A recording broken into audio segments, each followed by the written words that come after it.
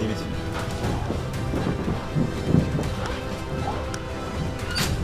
Merci beaucoup.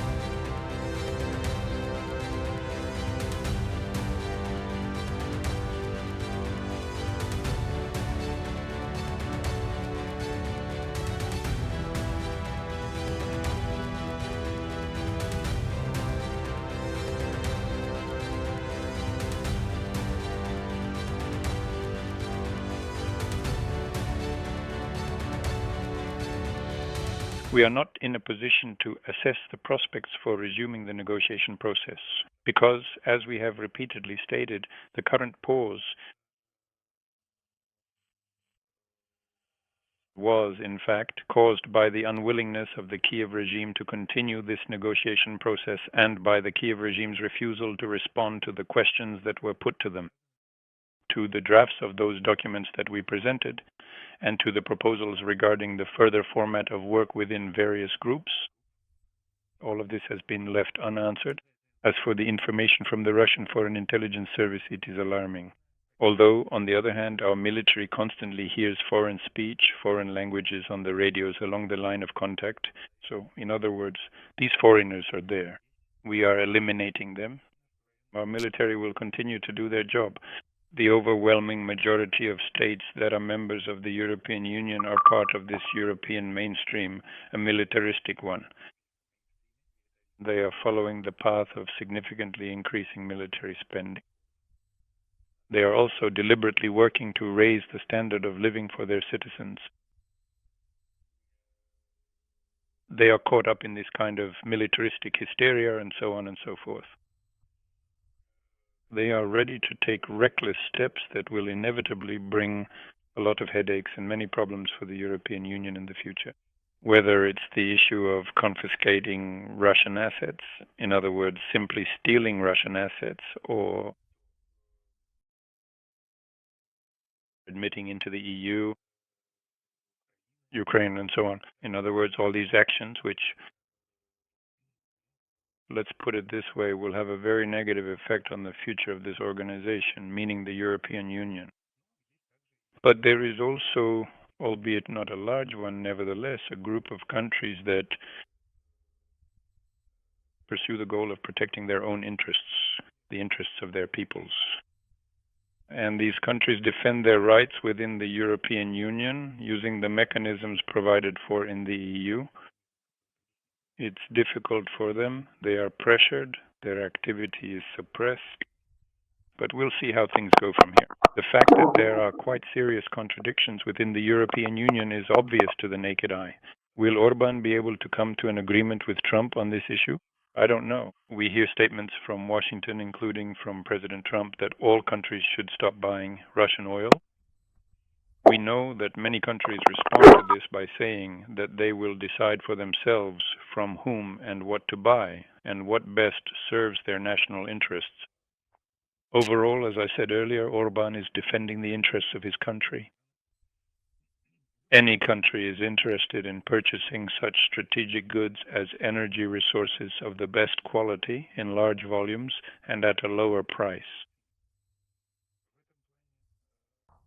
In this regard, Russian energy resources are highly competitive on international markets. This explains Orban's interest. We have trade relations with many countries, including those mentioned by you. And within the framework of project management for initiatives implemented in the context of this trade and economic cooperation, of course, we discuss a wide range of issues. Therefore, it is hardly appropriate to go into specifics here. It is hardly appropriate and hardly possible, but we offer our product. This product is of strategic importance for many countries. It is competitive, it is attractive, and then it is up to the countries themselves to decide how attractive it is and to what extent other proposed alternatives can compete with our product. To be honest, with Tusk's words, I think, should first and foremost be heard in Brussels and in the European capitals.